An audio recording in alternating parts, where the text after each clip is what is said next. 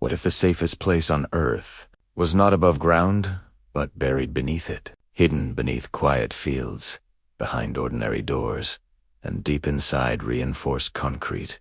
Entire worlds are being built, not for exploration, not for history, but for survival.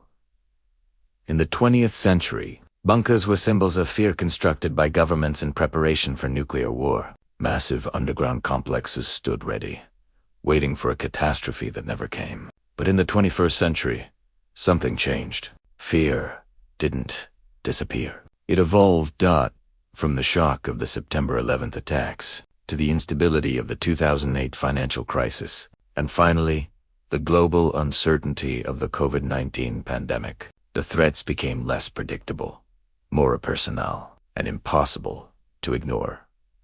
And in response, a new kind of bunker began to rise. Not cold, not temporary, but luxurious, private, and designed for those who could afford to disappear. From converted missile silos in America to hidden estates in places like New Zealand, a quiet transformation began beneath the surface.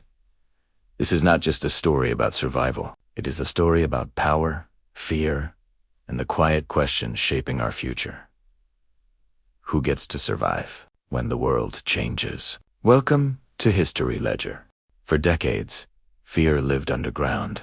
Concrete walls, steel doors, and silent corridors were built to outlast the end of the world. During the Cold War, bunkers were not luxury, they were survival. Governments carved them into mountains and hid them beneath cities, preparing for nuclear war. Facilities like the Cheyenne Mountain Complex stood ready, sealed behind massive blast doors. But then the Cold War ended, and slowly, the world began to forget. Missile silos were abandoned, fallout shelters sealed, and the idea of hiding underground felt like a relic of paranoia. For a brief moment, it seemed humanity had stepped away from the edge.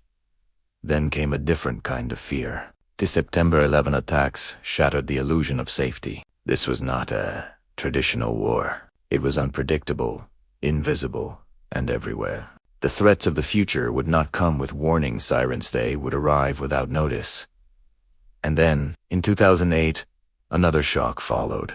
The 2008 financial crisis shook the foundations of trust itself. Banks failed, markets collapsed, and millions lost everything. It wasn't just an economic crisis, it was a crisis of belief. The idea that systems were stable, that governments could protect, began to fade. Fear was no longer about a single event. It became a constant presence.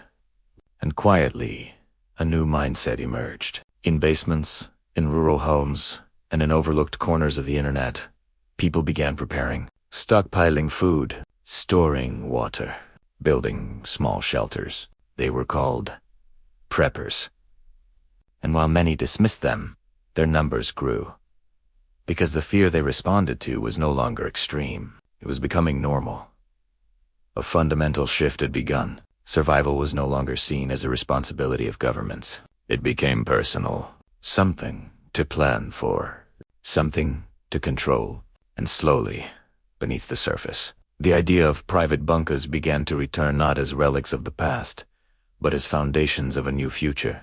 By the early 2010s, something unusual was happening underground. Not in secret military bases, but in places no one expected. Construction had returned, but this time it was driven by individuals, investors, private buyers, people who believed the future might not be as stable as it seemed.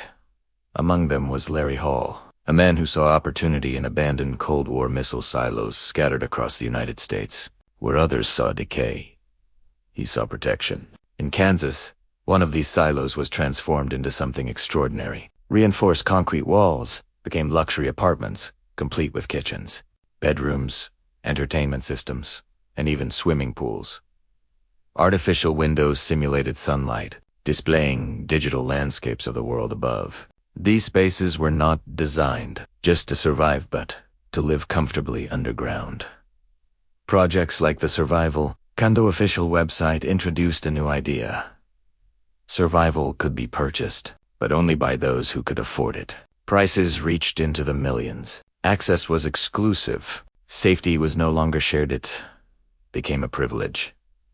Soon, others followed. Companies like Vivos Group began offering networks of underground shelters across the world. Converted military bases and hidden facilities promised security in times of crisis. The message was clear. If something happens, there will be places to go by. Not for everyone.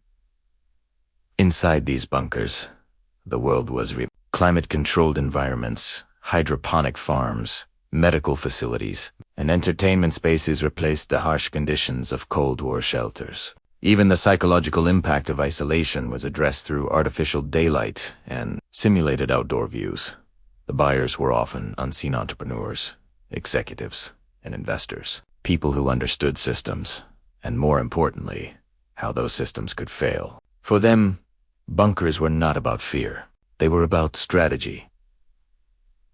Preparation happened quietly. Land was purchased. Estates were modified. Security systems upgraded.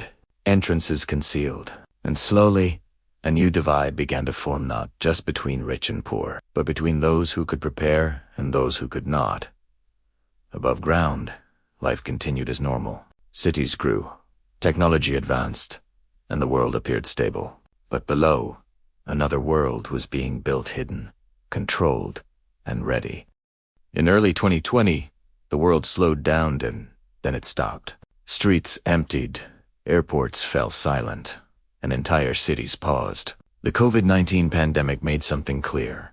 The threats people had feared were no longer hypothetical.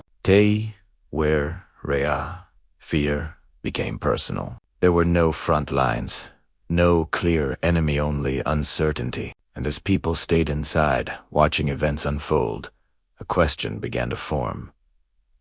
What if this is only the beginning? Below ground, activity surged. Demand for bunkers increased dramatically. Construction accelerated. What was once optional now felt necessary. Among the wealthy, movement was quiet but deliberate. Private jets departed for remote locations, isolated estates, distant lands, and secure environments far from crowded cities. Places like New Zealand became symbols of safety, offering distance from global instability.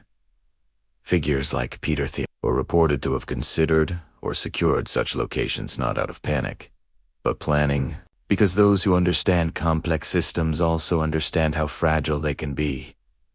Bunkers evolved further. They were equipped for long-term isolation, with advanced air filtration, medical capabilities, and independent energy systems. Some were designed to operate for years, completely cut off from the outside world. Above ground, hospitals struggled and supply chains faltered. But below, some waited in controlled environments, calm, secure, and prepared. Two realities existed side by side. One exposed, one protected. And yet, even underground, a question remained. Could anyone truly escape the world, or only delay it? The bunkers of the future are still being built, more advanced, more self-sufficient, and more hidden. Entire ecosystems designed to exist beneath our own. But no matter how advanced they become, uncertainty remains. The bunker was never meant to be comfortable. It was built for emergencies, for moments of last resort. But today, it has become something else. A hidden world beneath our own, where luxury meets uncertainty, and fear is quietly transformed into preparation. From the vision of Larry Hull to the quiet planning of Peter Thiel, the future is no longer imagined the same way. It is calculated, designed, and in some cases, already built.